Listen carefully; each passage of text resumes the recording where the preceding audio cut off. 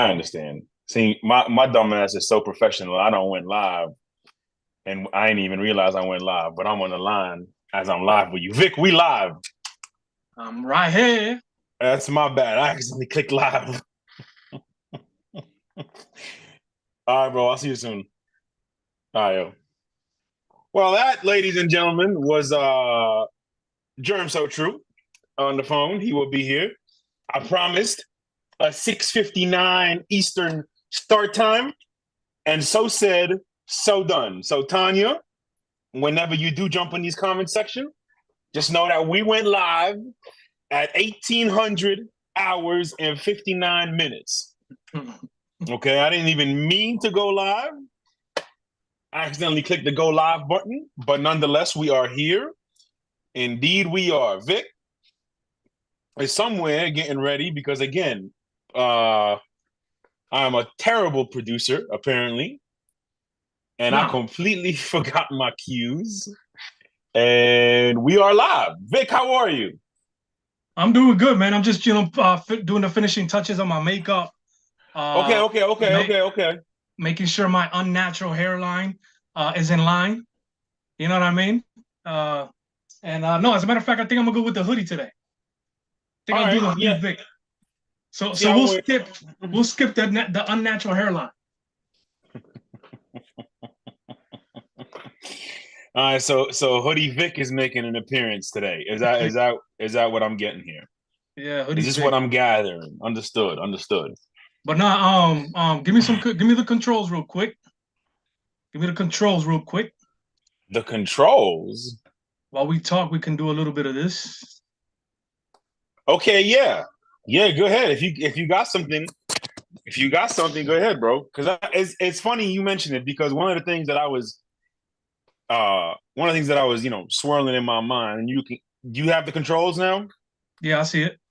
Okay. One of the things that was swirling in my mind is like, yo, we go live. Like I go live from my iPad on Zoom. So I'm gonna start, even though we don't have the film, I'm definitely gonna start screen sharing the way in certain ways. That way we can start to get some content. But okay, we got some film here. We got some film here. Ooh. So they start off the day with a sack. Okay. I know Josh. I know Josh. We here. What up, Storms? What up, Ty? What up, Big Shot?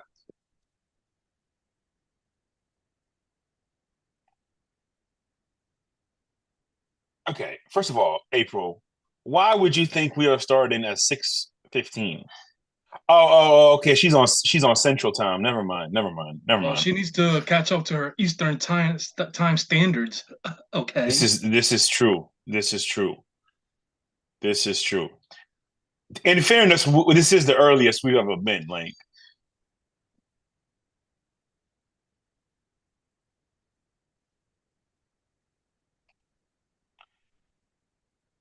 Okay, so they sacked Dak twice in the in the first beginning. drive. Yeah, I guess so. Mm-hmm. I'm just catching up to the game now. So see, and Oh, this so is you didn't watch the game? no. Interesting. See, and this is what kind of it's one of the frustrating things of the new format for the film is that we don't even know down and distance, time of the game, because they don't no Right. longer show, that little 3 second glimpse of the clock anymore. Yeah, there's again there's a lot in this Game Pass that I'm not a fan of. Well, I mean, it's It's just a just lack of go it's ahead. just a lack of stuff to use. It's what it is. It's just so basic. Like Right.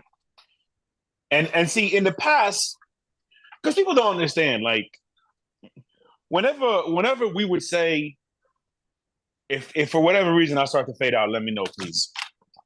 Uh, Whenever we used to tell people that, like, yo, we really don't watch these shows. Like everything we say is 100% our authentic opinion, our authentic view.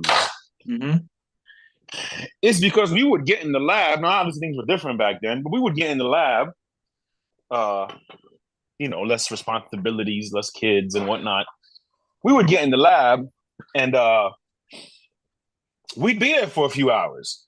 And the reason we would be there for a few hours is because you could filter out certain things. Like if you just wanted to see Patrick Mahomes on third down, then Exactly. you would just search that in the search bar, and you'd get 79 plays of just Patrick Mahomes on third down. You know, if you just wanted to see plays where a certain corner was targeted, and you would type in R. Sherman and you would type in that quarterback, or you could just type in R. Sherman and it will tell you all the plays where Sherman was targeted, flagged, or he made an interception or he made a tackle. It was just different. It was so much smoother, man, and it's hopefully soon we'll find a way to kind of get back to that. Obviously, it's a pipe dream at this moment, but um, yeah, those were it just made our time a lot more efficient, and we didn't have much time then, and now we're in a situation where all three of us are doing a lot of different things outside of this that this makes it Yeah, just that much harder to keep up. right. Like this would be the perfect time to have that because they could just jump in there and see things quickly. But Yeah, that was the best part, bro. You would be like, you could even put like friggin' Dak Prescott big plays, such and such, and it would show you like all the plays that they completed like 10, 15, 20 yards downfield. Like it was just so much better. But the reason I put the Cowboys in, man, because we kind of buried them on the show last week, on Sunday, and we kind of called them out a little bit. And man, sure enough, within the first quarter, they scored 26 points. So even though Dak got sacked twice in the first drive here, they made a nice play for CD, who had just a ridiculous game to get that first down back. And Dak so far has going through his progressions, finding guys open, making the smart plays so far. So Dak and the Cowboys definitely heard us talking yesterday. yeah, I mean, listen. Again, we're going to talk about Dallas a lot this week, and there's certainly some things that I want to say. Since we are on the subject, uh, Vic, you might be better off just putting like since you're screen sharing, Yeah. you might almost be better off just putting the condensed version of the game. Uh, just Why? for I don't know, just for the lag purposes, but it's doing all right. All right, Germ's in here now. Jay's in here now. Um, Listen, since we on Dallas, let's just start here. Okay. I think what you saw yesterday from Dallas was everything that they are supposed to be right now. And when you look at there's this thing with Dallas over the years where it's like when the expectations are there is when they're going to most disappoint, and coming off a bye against LA, historically, this felt like a game Dallas would mess up. This felt like a game where Dallas would either come out flat, where they would make mistakes, and just not be the team that some of us expect them to be. Again, I am not in any way altering my pick. I firmly believe the Dallas Cowboys will be the NFC representatives in February. Ooh. I am not wavering from that. I am sticking with that. But yesterday you saw why. Yesterday they were clicking on all three phases. Yesterday you saw the strengths of all three phases of their football team, from their pass rushing ability, their ability to cover, their ability to play man. Oh, Dakota, what? Okay. Well, we're gonna calm down on that. But that was a great throw. That was a great throw. You running that back? Absolutely. Okay.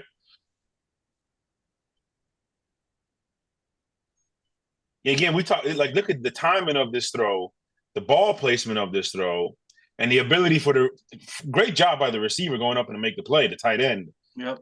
But Ferguson really, right. when you run this from the red zone angle now, you're going to get a better look at it. But this is one thing that we talk about with young quarterbacks, which we'll get to, is that anticipation and timing is missing from the game. Now, unfortunately, you do see some good timing and stuff with a lot of these guys on seam routes. But in that type of shallow space, that's a big time throw. So far, I see a couple double teams on Mr. Number 99. Oh, I mean, you have to. Yeah, Now, you have to. Shifting the offensive line his way. Well done, guys. Well done. So I'm looking at it through the phone, Mo. The lag isn't too bad. No, it's not bad at all. No, it's not bad at all. It's good now. Maybe just a moment. At the very least, they at least have, where we could slow down the speed of the game. But right. But the annoying part again, it's better, but it's like 10% better. It's nowhere near what we wanted it to be. Yeah. And I'm just being honest. Like it's of course it's still damn near hard for me to sit there and get in there and just lab. Now I've been finding the time or trying to find the time this year, but it's back and forth on these turnpikes really taking a toll on them. Shout out to Hova. God did. Let's run the cameras, yo. Let's start the show. Yes, sir. Jay Ham in the building, Germ So True somewhere in the background. Views from the 22, baby, live on the scene. Monday blues and past dues. And the first of the month is coming up, so maybe a little fitting. We got Halloween tomorrow, so we got a couple tricks, couple treats. And we got a good show. We got a pretty exciting show for y'all tonight. Jay Ham, what's up, baby? Speaking of Halloween, tomorrow night, youtube.com/94 feet of light. Yes, sir. We're going trick-or-treating hoop style, baby. That's yes, what we sir. do. I don't know who doing what's the format. We all got our own criteria about what the hell we're going to do. Go be fun. Listen. How we get that? Nobody does specialty shows like 94 Feet of Life. Oh, we get time, we're a problem. If there's a theme, especially with MJ. And see, he's not a part of the trick or treating this time. Okay. He's doing the reaction. So all right. Next time I'm doing the reaction on the next one, but either here or there, I'm ready to talk a little football, or at least hang out with y'all, because y'all had the game film on. I felt like we was on Edge NFL matchup. I'm like, who Jones, who Merle Hodge, who Sack? I love it. If I had to pick, I'd say Merrill Hodge is Vic. If I had to pick someone to be Merrill Hodge, it would be Vic. Especially because of his running back and his secondary Germ more like Sterling Sharp though. Because Sterling Sharp was on the early editions of them joints. So, do they still do that show? Do they still do that show? Yeah, like they used to. I used to like it though. Yeah, I did too. Ironically, that was the show that made me want to Saturday matchup show after the college show. Okay, that's the inspiration. Yeah. Yeah, it is. No, honest to God, though, that show, the NFL matchup show, is the inspiration to all this that we do here. At least for me, it was. But all right, let's get to a couple of things. We're gonna run through some of these games real quick, and like the way we used to do it, and just kind of rapid fire them, or a little recap, one-liners, two-liners around the horn, and then we got couple trade deadline updates to go through. The Kirk Cousins news that shook up the NFL world. We could start there, actually. So Kirk Cousins tore his Achilles, Germ, Vic, and he's out for the year, obviously. And he's also in a contract situation at the moment where you just don't know whether Minnesota is going to decide to bring him back next year. So my question for the class. Moving forward, as in right now, and also next spring, what should Minnesota do for their franchise? Oh, that's it? Yeah, I mean, what should they do? You want me to go? Bro, listen, like it's one of those things where it sucks because like it just felt like for the last 5 to 10 years, Minnesota has had this window, this wide open window where you think that we might see some entertainment from that part of the country and see a good football team be able to have a long playoff run, and all of a sudden that window just literally closed shut right in front of our eyes the last few weeks, with Justin Jefferson going down, and now the quarterback going down.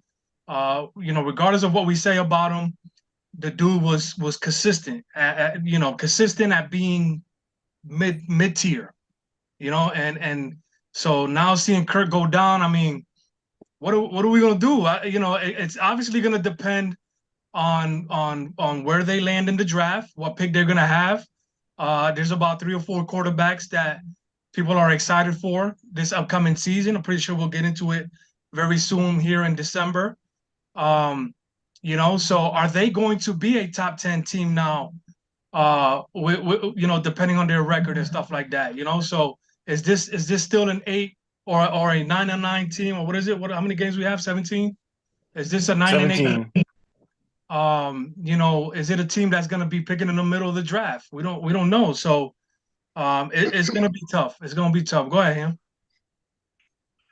That you mentioned in draft, as you talk, and I'm going through like just their general history, and I'm like, I don't ever recall the Vikings ever drafting and grooming a quarterback successfully and then just move. The quarterbacks they usually have are usually veterans that came over from other teams. Warren Moon, Randall Cunningham, Brett Favre,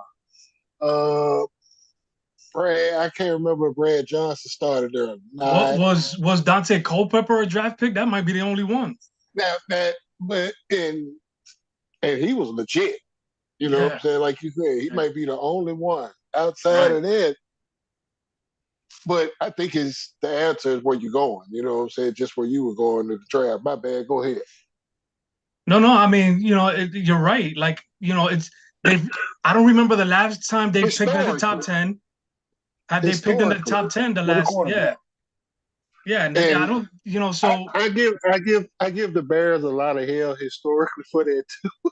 Yeah, but it's like I can look over at the Vikings, like, yo, y'all really don't do this well in drafting court, or y'all just hadn't really fared. Y'all don't have a history up, right, to where you see quarterbacks come up through their franchise. It just developed outside of, like you said, Dante Culpepper. Yeah. And then Mo, I mean, I'm gonna ask you a question, as a matter of fact, so whatever you have to add to it, and you want to expand on this question, there's some Patriot fans rumbling about Mac Jones. A lot of them are questioning whether he's a good talent, and if the Patriots continue to lose, they gon' have a top 10 pick and might get their shot at a Caleb Williams or the baby Sanders over there. First of all, I don't think Bill will do it, but what if that's something that the Vikings can inquire on if they don't pick early enough in the draft at a Mac Jones? Because who is going to be available as a veteran come next season? This is very, very fair. I see. I haven't quite looked into the quarterback market for next offseason. Obviously, we've been a little spoiled over the last couple years. We had Brady, we had Stafford, we had Matt Ryan, we had Phillip Rivers, Jimmy Garoppolo, Derek Carr. And obviously not all those names are on the same tier. However, to have Baker Mayfield, to have quarterbacks of either be at that caliber or that level of prospect, I guess, is very rare. So I haven't looked into it. I'm gonna be honest as far as how it looks like next year. But to me, if I'm Minnesota, right, I always look at it from. Well, I don't want to say always. There's always two ways to look at it. You could look at it from the long term perspective, if you're the owner, if you're the GM, or you could look at it from the coaches and the players' perspective, which is the right now. So looking at it from the right now perspective, I think you have two quarterbacks who are currently not starting, who you could bring on, and you could put them behind an offensive line that you've revamped and yet you've built slowly. You could have them play in front of a running back committee who's effective. You can have them play with wide receivers who are explosive, who are matchup specific nightmares, be the tight end, be the wide receiver. And more importantly, you get two guys who have the football maturity that a lot of these young quarterbacks don't. And I got two names for you. Mm-hmm. Name one is Jameis Winston. And name two is Carson Wentz. My humble opinion, I don't think there is any reason why, if I am the Vikings GM, I know, Germ, I know, there is absolutely no reason why you don't call at least one of those quarterbacks. Jameis, he's on a team, but that doesn't mean you can easily get him to come over to your team. That's an easy trade. That's not even an obstacle. Go ahead. Mo, are you hungry?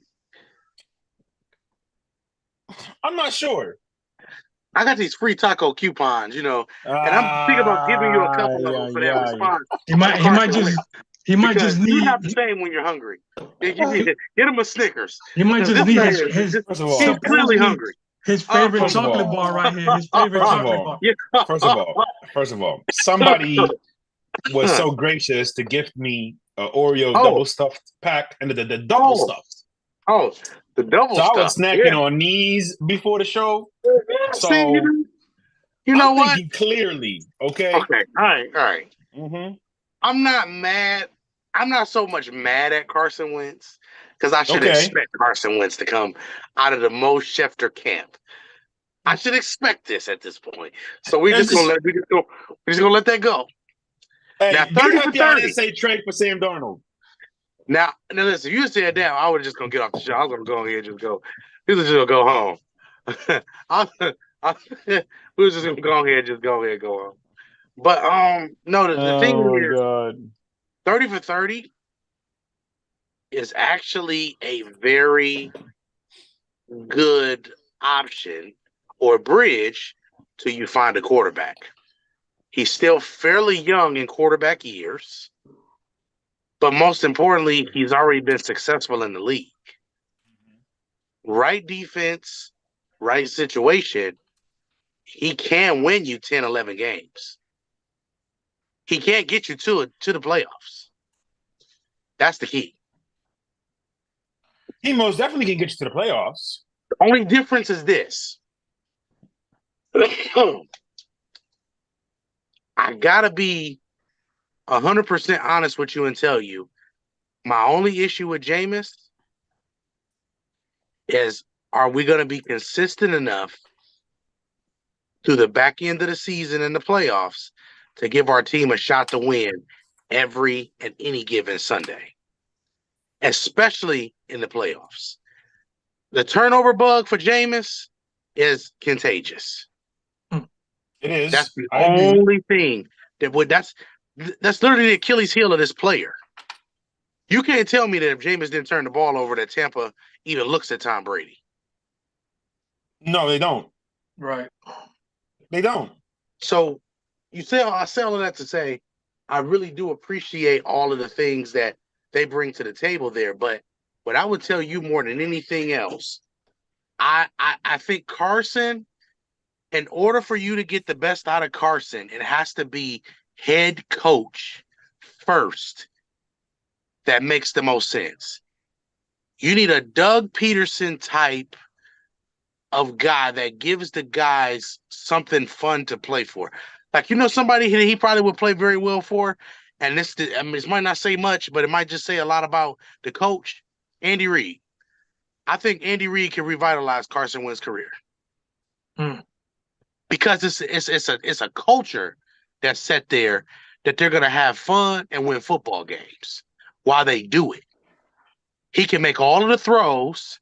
It's a fun offense to play in, but most importantly, Andy is gonna be there breaking down that film with him to say, "Hey Carson, this is what you did great in these years, and this is what Pat did great, but this is what you both do that is similar, and this is where you fit in here." How you deliver that is the most key shit out of anything that you just said. To go with what you're saying, really, in regards to the culture and everything, because see, it's how you deliver that message. This is any line of work that you're talking about with this is how you deliver the goods to your people. Oh, I just had to drop that. Hey, but that's where I think, and Vic, me and you talk about it every year, that how the coaching just seems to continue to diminish with being able to relate to the players. Andy obviously still is relating to the players at the highest level.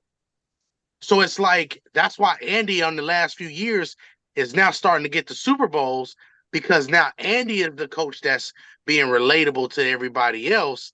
And then 12 is gone. The other 12 is on his way out. So now the dynamic shift is, hey, Andy is the only person being consistent. Because we talk about the same Andy Reid that took Donovan McNabb to 5-6 in a row, and he was a couple away from being in a couple parades and damn self in Philly.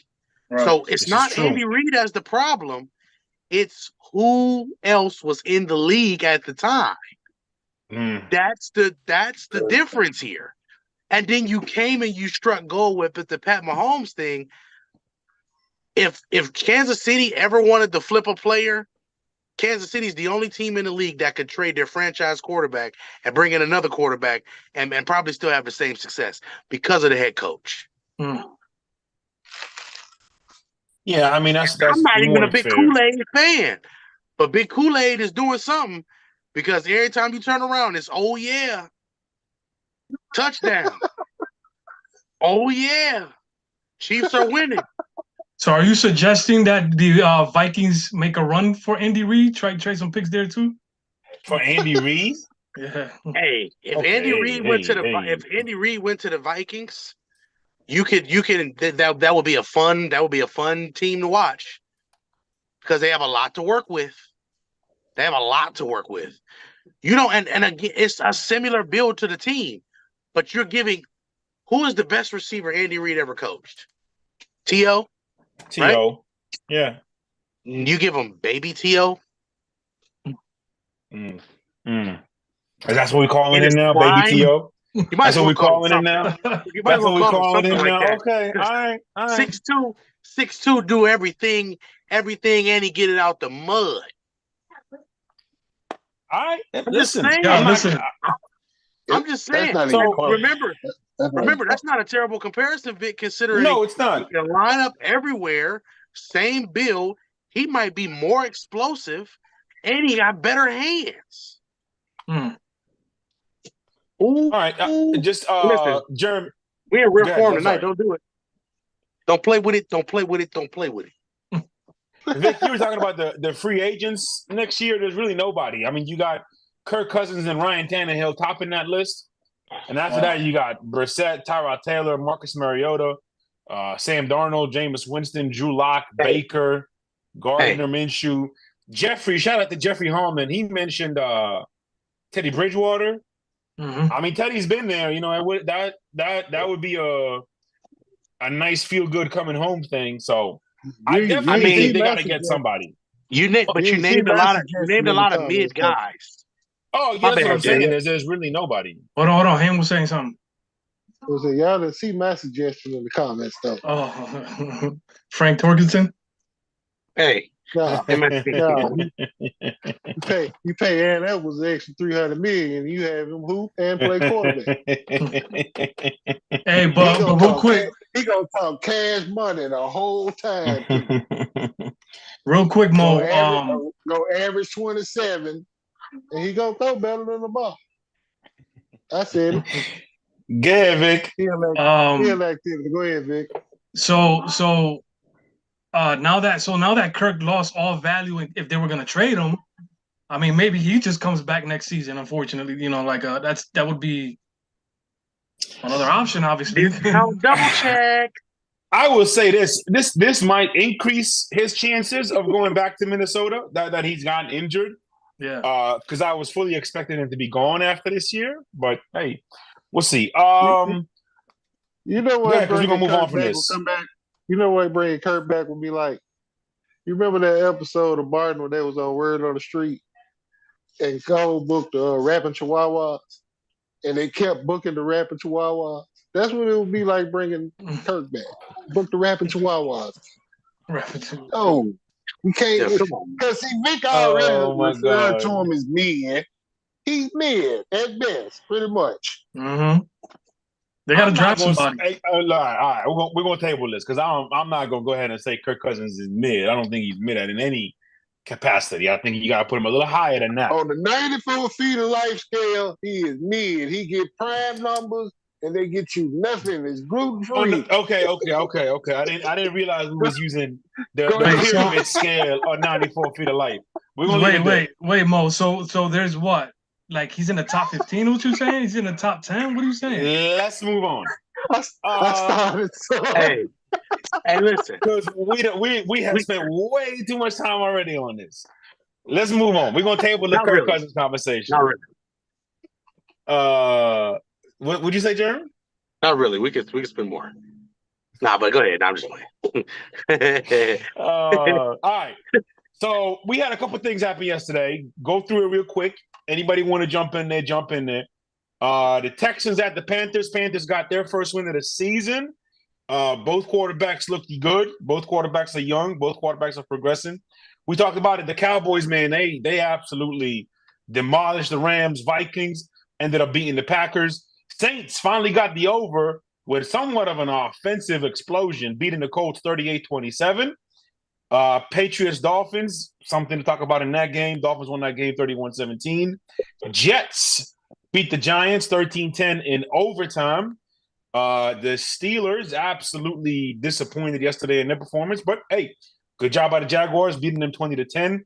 Falcons, Titans, Will Levis, I don't know if he's the genes or what, but he ended up scoring 4 touchdowns. Some things to talk about in that game. Maybe we'll leave it till Thursday since Titans and Steelers are playing Thursday. Eagles beat the Commanders 38-31. Seahawks beat the Browns. Ravens beat the Cardinals in what was a relatively competitive game. Upset of the day, if you ask me, was the Broncos beating the Chiefs.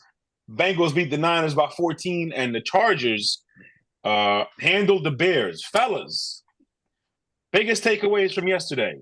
Jerm, start with you.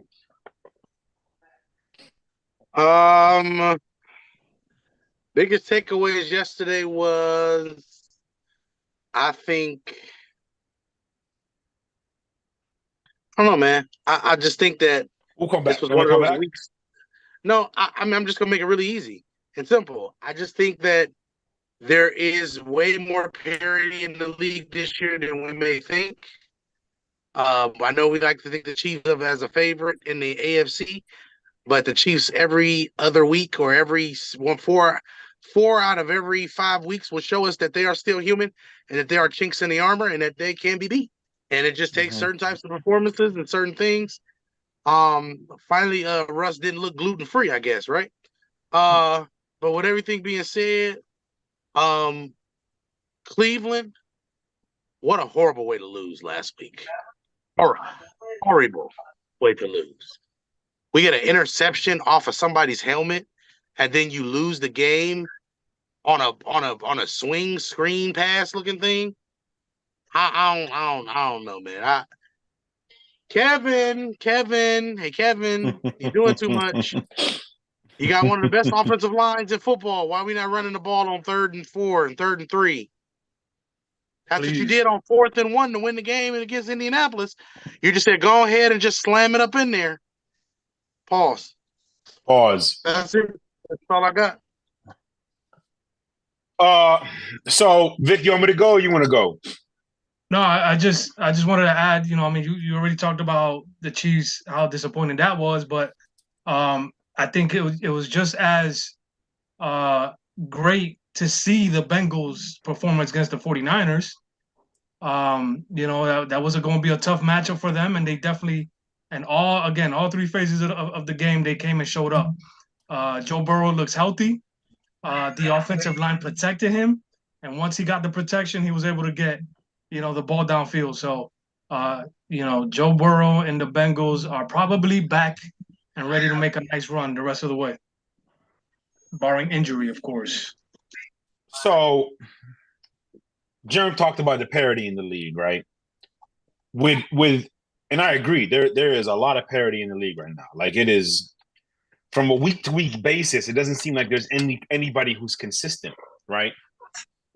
So I started thinking to myself, okay, it's Halloween, which means by now, usually my first, when we were doing everything, usually my first power rankings of the year came in September, but really the main one came around Halloween, right?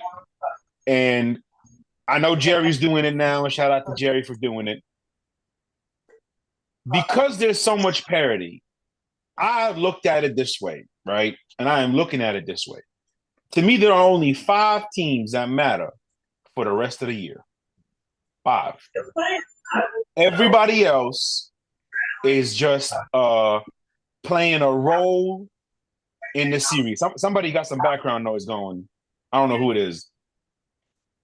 But there's 5 teams that I'm looking at that are going to be the ones moving forward. The rest of them, they just playing a role. Okay? Here's the 5. Number 5. I'm going 5, 4, 3, 2, 1. Okay? Number 5. The Baltimore Ravens. Lamar is playing the best football of his career. They got a great defense. Yes, I said great. They're streaky, but it's still very good. They got playmakers. They got playmakers on both sides of the ball, and of course, they still have the line of scrimmage that they can control. Number 4, the Cincinnati Bengals. The way Joe Burrow looked yesterday, Joe Burrow was absolutely phenomenal. Okay, Joe Burrow he was not healthy. Now he's healthy. And as you can see, he's gotten better. He's gotten more comfortable. Some of the stuff that we saw from him that bounced in his step, it's only getting better. And it's only improving. And as he gets better, as he improves, as he gets more comfortable, everything around this team grows. As Joe goes, Cincy goes. That's just the way it is. He is the leader of that pack. Okay? And everything I saw yesterday, like, it was not an upset to me that the Bengals beat the 49ers. I fully expected Cincy to beat the 49ers. And that's just a lot. Number 3, the Philadelphia Eagles. Once again, they control the line of scrimmage better than anybody else in the league. And they got a quarterback who, in my humble opinion, is everything that Lamar Jackson should be. Number 2, the Kansas City Chiefs. Quite simply put, Patrick Mahomes. I don't care about that loss yesterday. They have approached similar territory to the New England Patriots, where they can lose a couple games in the season. It doesn't really matter. They lose a division game, not a big deal. Okay? Lose a division game on the road, not a big deal. Number 1, the Dallas Cowboys.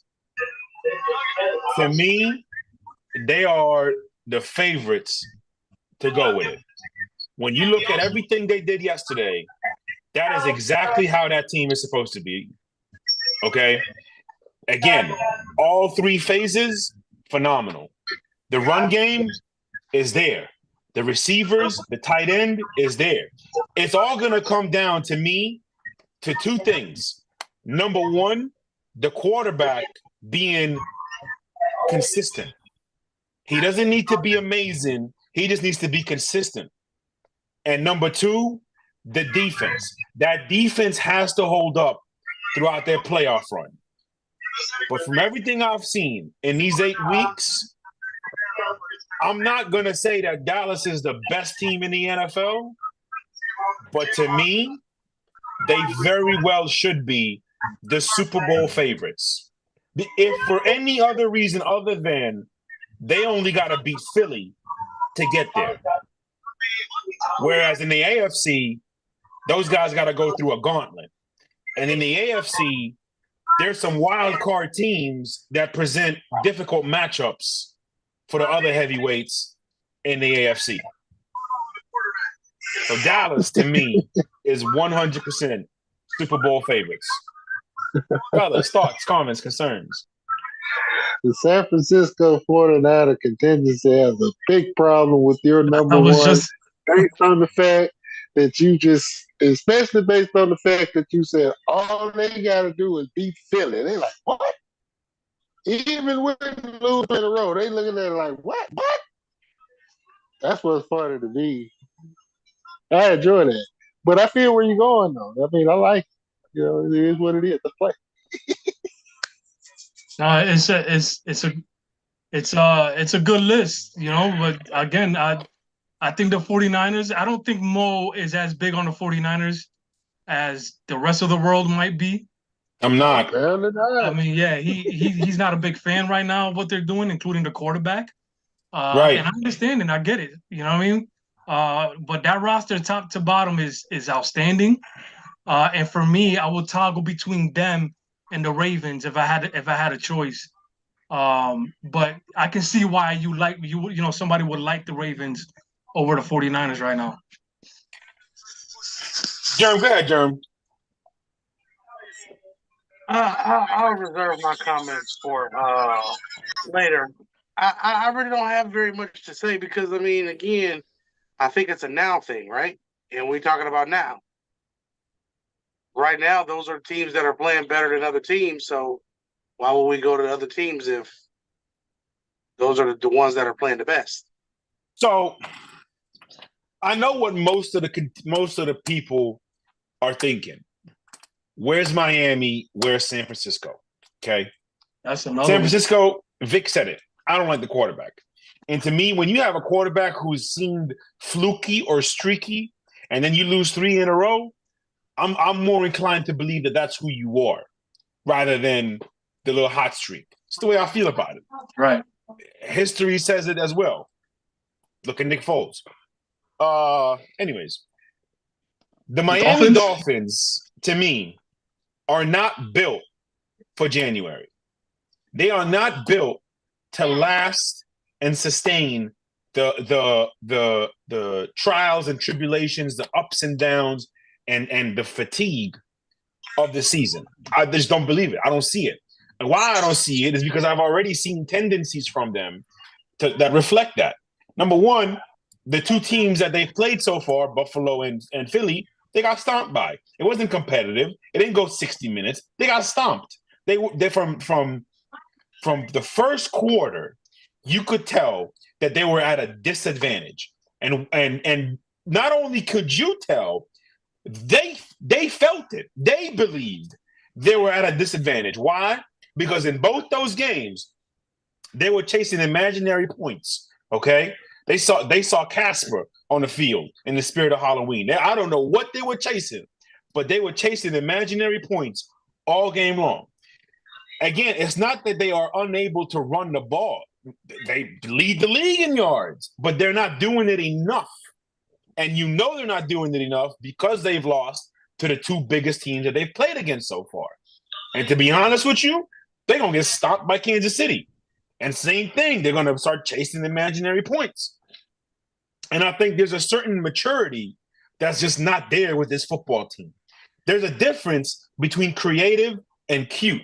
And I think Miami just gets cute sometimes. And cute ain't going to win you football games, Chief. So I just don't believe Miami is built to sustain a playoff run that will eventually get them to February. My humble opinion. All right. Anything else before we move on? I guess I agree with the Dolphins assessment. I mean, watching some of the film on them, there's a lot of horizontal schemes and stuff in terms of the mesh concept, but also a lot of jet sweeps, a lot of ball handling by Tua, in which he's faking a lot of different handoffs behind the back, in front, whatever the case may be, sides. There's a lot of gadgets and a lot of things in that offense that a lot of the stronger defenses is going to be interesting to see how they handle that. But I mean, it's a fair assessment. It's a fair assessment, man. Well, thank you. Jeremy, anything before we move on? Shout out to the comments. Cat 5 in there, Jeffrey in there. See, the only thing that's subject to change is 24 hours from now if there's a move made. But I'm gonna be honest with you. I'm not wavering on any of my picks or anything of that nature. But I will tell you the one thing that will make me waver on a pick faster than anything else is seeing you lose close games because of stupidity. And that's pretty much what I've seen from a lot of these teams this week. So what I would honestly say moving forward, I just really want to see what happens in the next 24 hours.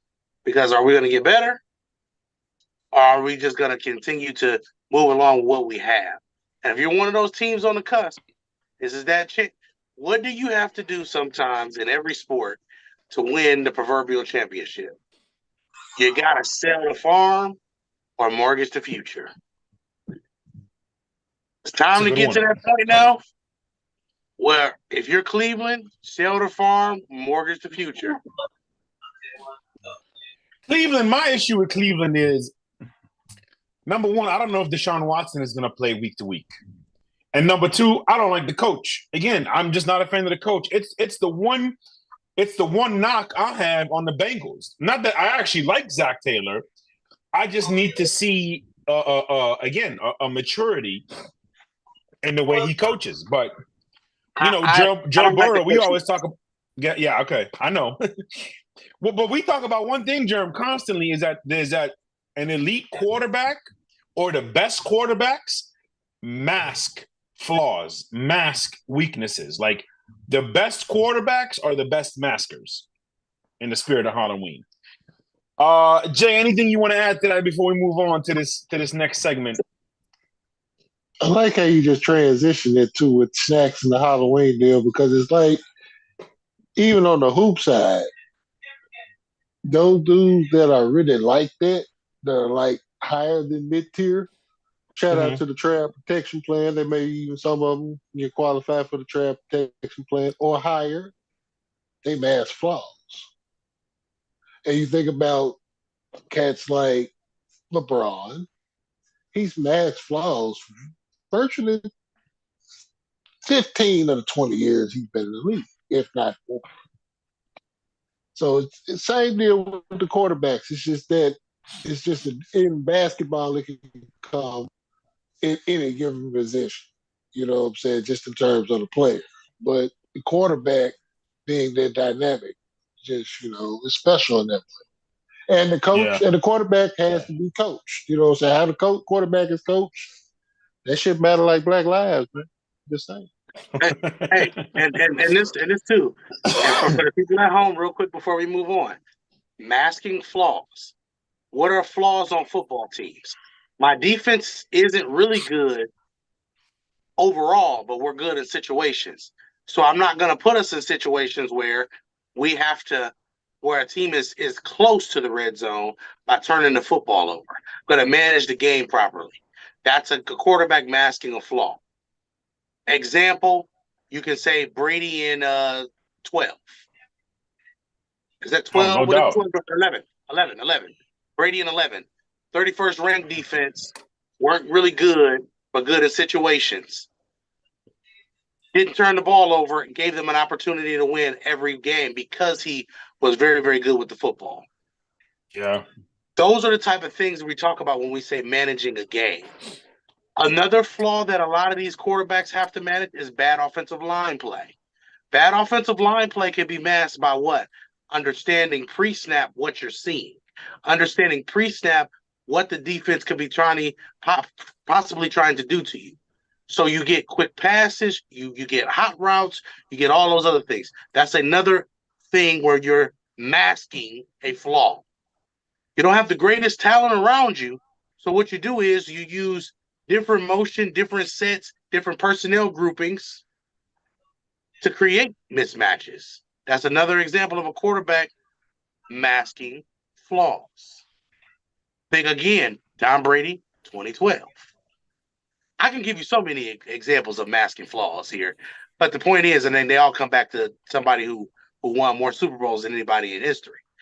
The point is, masking flaws is not something that a lot of young quarterbacks know how to do because they're still in the developmental stage of the game. When you become a 7, 8, 10-year veteran, that's when you're looked at more to mask flaws. But that's also why Joe Burrow is so far ahead of the game, because he masks flaws on Sunday. That's why if you put Joe Burrow as the top quarterback in the world, how can you argue that when he masks flaws, and he's been doing so since he stepped into the league? You don't get to a bowl without a quarterback, and especially in the second year of your quarterback being the starter. Yeah. You don't get to the Super Bowl without your quarterback masking some flaws. Agreed. Same thing with Patrick Mahomes. And that's the reason why it's held in such high regards. But that's all. That's all, folks. No, that's so beautifully said. All right. So early this morning, matter of fact, late last night, I made a poll in the Views 2022 Facebook group. And it really stemmed from a lovely conversation with our friend, Mr. Trav. And that question is Mike Vick a Hall of Famer? We posted it in the group. We put a poll. We turned off the comments. And 66% of the group said no. Michael Vick is not a Hall of Famer. However, I did not see two people vote on this poll, and I'm glad they didn't, because these two gentlemen are sitting in front of me at your TV screen or YouTube screen. So, before I make my statement, Germ So True, is Mike Vick a Hall of Famer? No. Vic Jr., is Mike Vick a Hall of Famer? But you know I had a question for you before you asked me the damn question. Okay, ask me the question. What is the criteria for the Hall of Fame? Top to bottom. I am so glad that you, Vic Coco Jr., Santana, Alvarez, Canelo, Morales asked that question. Okay, that ain't even his real name.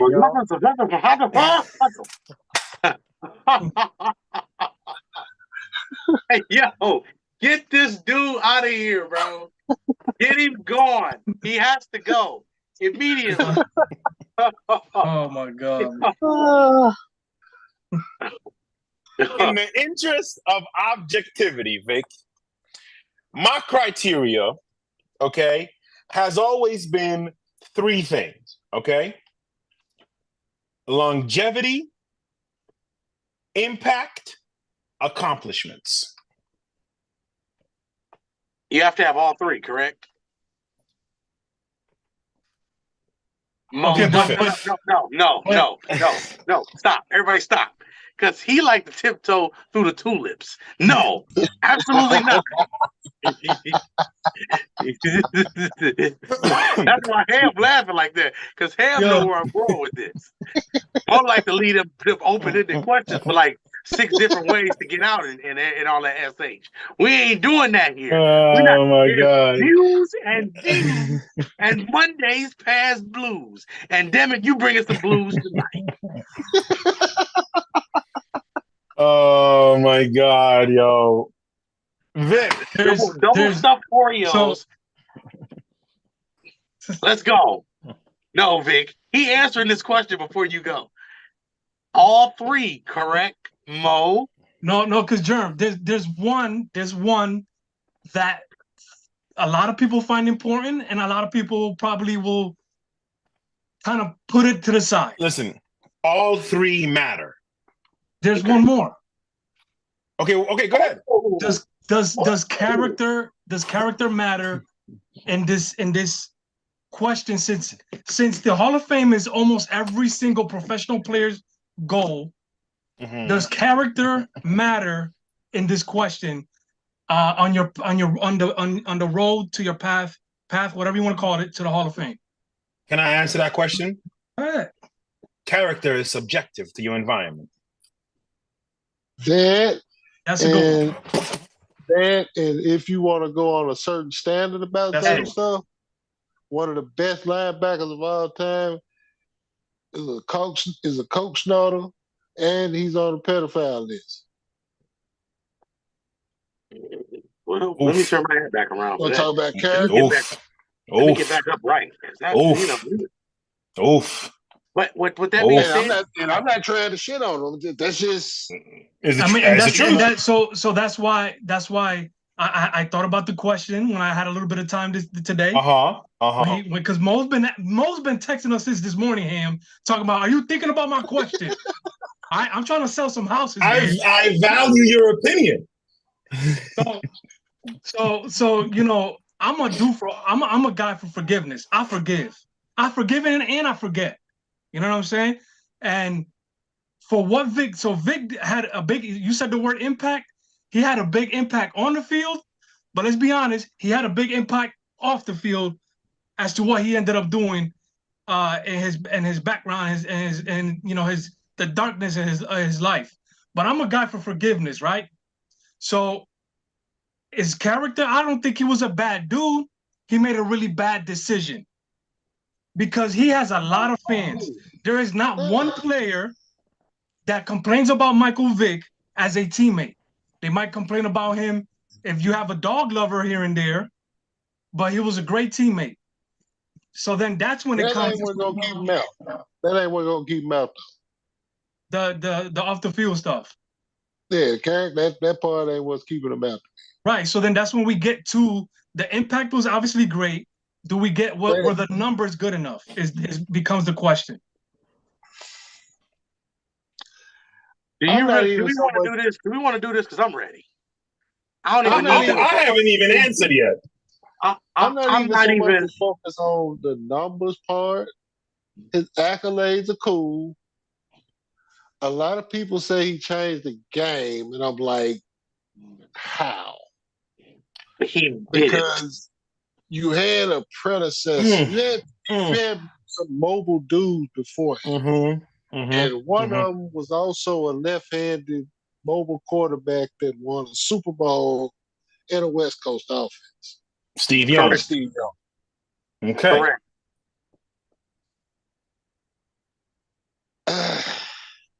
I say no, but it's a tough call, and I would like for the rules, I guess, and criteria or unwritten criteria to be able to be flexed to get cats like him in and recognized. But I don't know what it's going to take. I have to really break this thing down and go study this though, from the football side. Now, I'm game to do it. It's a challenge. Listen. If Germ adjusts his glasses, he got something to say. So go ahead, Germ. I got a 90-second dissertation. Let me get this jacket off real quick of why Michael Vick is not in the Hall of Fame. Okay. So first things first, jacket on the back of the chair. Let's do this. Now, all right. I look up. I'm straight. All right. So look, it starts now. Now, my 90-second dissertation of why Michael Vick is not a Hall of Famer has nothing to do with anything pertaining to off the field issues. Let's start there. Okay. Michael Vick did something that other people have done in other cultures with other animals that is either neither here nor there, makes him a bad person or anything else. It makes him a very, very interesting person more than it does anything else. Interesting, you take that how you want to take it, because that is your interpretation, ladies and gentlemen. See how I leave it open for you people? Now, with that being said, where Michael Vick is not a Hall of Famer, number one, he was never the guy that we feared on a Sunday outside of December, so January and later, to make us pay from him being in the pocket. We knew that if we contained him, we kept him in the pocket, we made him make throws consistently, that he would not be able to successfully beat us on Sundays, Saturdays, and sometimes maybe Mondays. Number two, the second thing that Michael Vick struggled with more than anything else was trusting his eyes. He could see the field, but he didn't always trust what he seen. Great quarterbacks and Hall of Fame quarterbacks at some point had to trust what they read. And his best seasons were seasons that he didn't have to read anything. He just had a Deshaun Jackson guy that was faster than everybody else that could just streak up the field and pretty much make a play. Number three, if we look at all of the teams that Michael Vick lost to, all of the teams that Michael Vick was taken out of his playoffs by, all of those teams did the one thing that Michael Vick could not. Sorry. Jeremy's doing some managerial thing. Oh my God. Because you know how I just felt it. I felt it was coming. Blocking like they play for the Cleveland Browns. Now, all right. But all the teams that played against him, that beat him in January, or beat him to get in the quest to get to January, they all took away his legs. If your legs are your most important factor of you as a player in the most important position on the field, and your legs, which we know he's not better than Lamar Jackson with his legs. We know he's not better than quite a few quarterbacks that have come up with their legs over the last 6 seasons. Damn, that's a little rough there, Jerm. I mean, let him finish. Let him finish. Let him finish. Go ahead, brother Jerm. Go ahead. The reason why he ultimately would not make it to the Hall is because he wasn't dominant enough. You either need to be one of the most skilled or a dominant factor. He was neither. Mike was never the most skilled quarterback in the league, and he was never the most dominant quarterback in the league. Dominance plays a part of that, because dominance is you establishing something. As much as we don't like it, Pat Mahomes is both skilled and dominant. Tom Brady, skilled and dominant. Hell, you want to be funny? Donovan McNabb, very skilled. Very skilled. And you can damn near almost say he was dominant. And everybody here, when I said Donovan McNabb, said, hold on, because Donovan was very close to winning on quite a few occasions. But who did he run up against? I would say he's closer than Mike. Bingo. Because Donovan McNabb is everything Michael Vick wasn't. I would say he's closer than Mike. All right. That's all I got to say, ladies and gentlemen. Thank you for listening. I apologize about the rude employees that I do have here. Don't worry, somebody's gonna get fired afterwards. This show. No, I'm just playing. I don't. What up, Big Shot? I don't have glasses to fix, but I can see clearly. Okay. So here's my perspective on this matter. I 100% believe Michael Vick should be in the Hall of Fame. And I'm gonna tell you why. I'm not gonna go on a rant, okay? I'm gonna keep it simple as can be. We started the show by quoting Jay-Z. As we get to the tail end of the show, I'm gonna give you another Jay-Z quote. Okay. Michael Vick walked so Cam Newton could run. Cam Newton ran so Lamar Jackson could fly. Et cetera, et cetera, et cetera, et cetera. Jalen Hurts, Lamar Jackson, you name them. This whole new philosophy of what the quarterback position should be, in my humble opinion, was catapulted by what Michael Vick was. Okay? Whereas, and this is the reason this bothers Germ so much, is because this means that the quarterback is going to be the best athlete on the field. And that bothers Germ, which I understand. I actually agree with that perspective. So number one, I think when you look at the way he has impacted like if you asked me 10 years ago, I'd have probably told you no. But the beauty about sports and life is that there's constant evolution and there's constant adaptation and there's constantly a new sort of interface to how things are, be it life, be it the world. We saw that when the pandemic hit. Everything about the way we operated as a society changed. And so now you look at the NFL, and here we are, 20 years later, where the pocket quarter, and you know how I feel about pocket quarterbacks, where the pocket quarterback is an endangered species. And while we always thought it would be a bad thing, it has evolved itself, whereas to you got to find somebody who can do both in today's NFL. And again, I wholeheartedly believe that was catapulted by Michael Vick. Not taking anything away from Steve Young, Warren Moon, and Randall Cunningham. I scramble like Randall in his. Another Jay-Z quote. Anyways, number two, and people are going to think I'm joking when I say this, but I am 100% serious. Impact, okay? Impact on the football culture. Name me a player who has had a bigger impact on the football culture when it comes to Madden. Yes, I said it, Madden. Again, it's a new world we live in. So what has evolved in this new world? What has been birthed and evolved and is now making people money? Esports. What was a major part in these sports when it first came out? All these Madden videos, all these people doing Madden shows. Nobody has had a bigger, like when you used to go to your boy's house on Saturday nights, Friday nights, or they come to your house and you pick up the Xbox.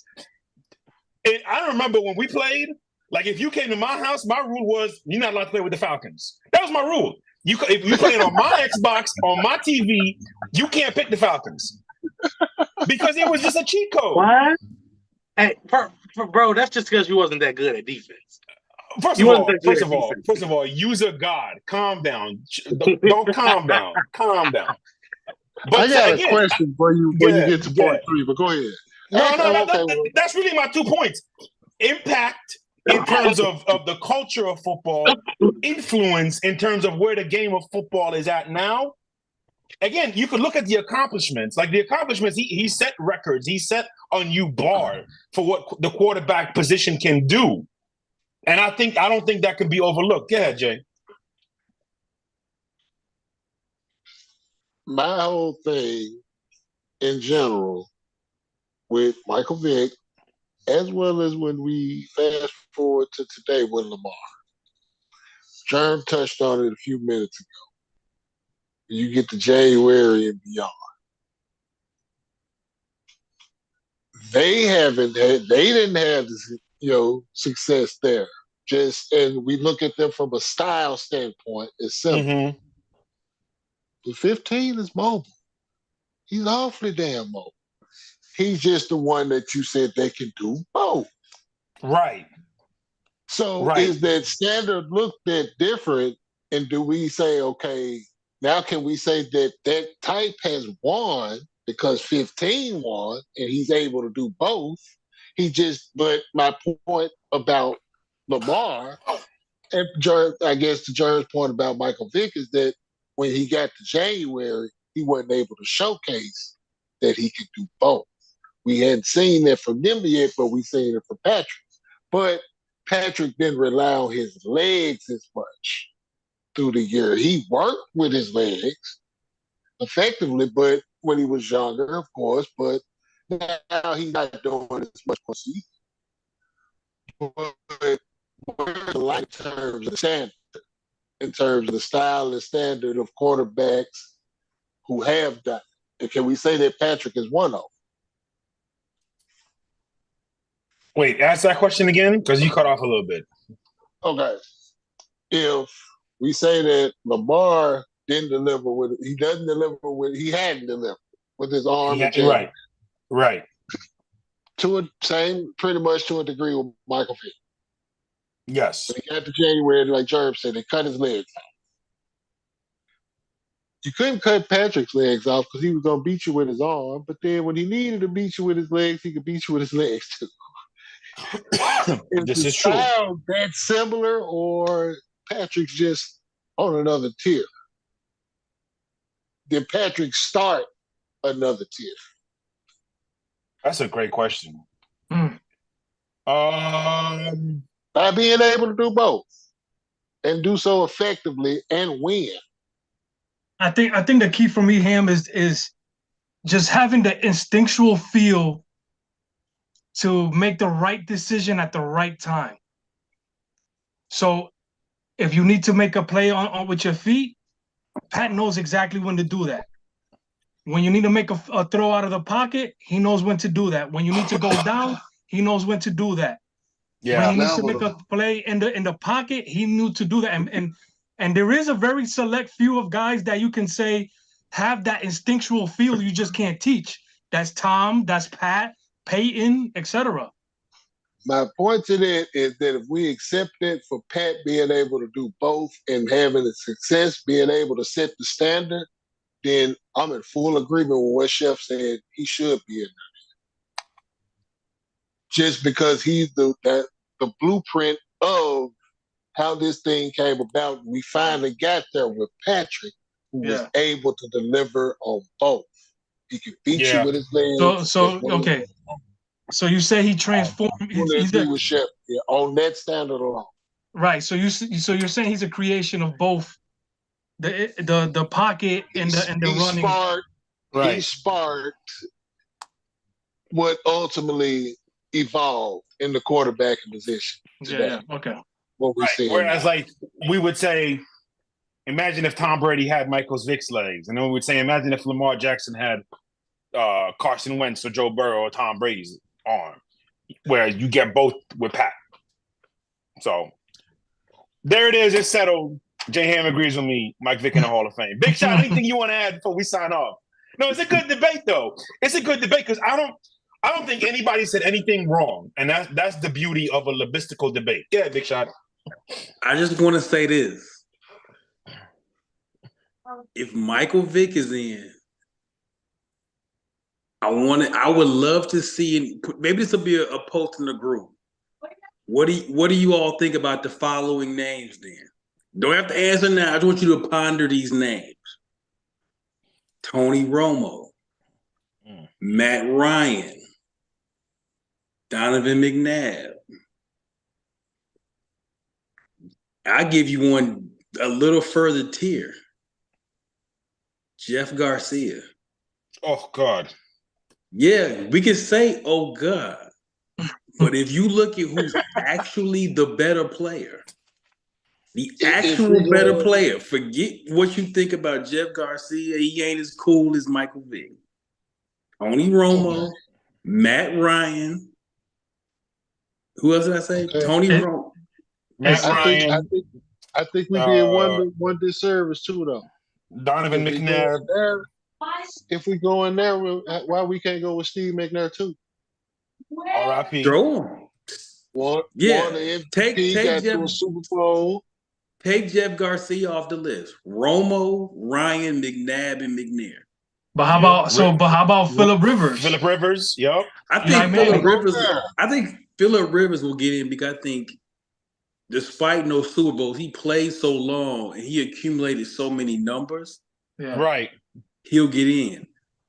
But I think Germ said McNabb first. I think Mike Vick versus McNabb or Tony Romo is a really interesting case. I can make a case. I can make a case for Phillip Rivers. Let me say something real quick. Phillip Rivers is a different conversation, right? Tony Romo's is a different conversation. But if we're talking about similarity, Air McNair and Donovan McNabb are very, very good conversations because I can tell you right now, Steve McNair threw for over 31,000 yards. So before this is a conversation we can literally legit put up all of the numbers and all of the stuff and accolades and stuff. I think we should put together a compilation of like 3 to 5 players. Yes. And then we can really discuss it. I'm gonna be honest with y'all, and I love Mike Vick. When y'all throw the numbers up in the resume, it's gonna look real bad. Yeah, I'm gonna be honest with you, it's not gonna look good at all. He's a 50% passer. I agree with that. Completion percentage. So, shout out Mike Vick, but when we start putting him up with McNair and Romo and Matt, look, I'm with you, Vic. Let's not don't. That's gonna be unfair. It's gonna be unfair. I agree.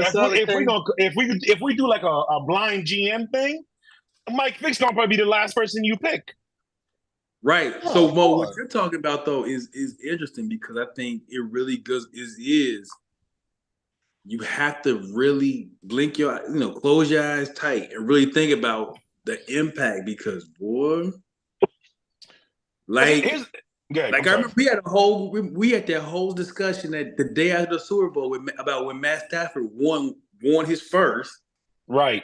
Is he now all of a sudden is he a Hall of Famer? Like, boy, I said this is a bigger discussion for another day, but I'm just saying, fellas, when we open that Pandora's box, just be careful what you are gonna let in there, because I think of about 10 guys who probably should go first. And even with that, I was already gonna suggest the blind GM thing.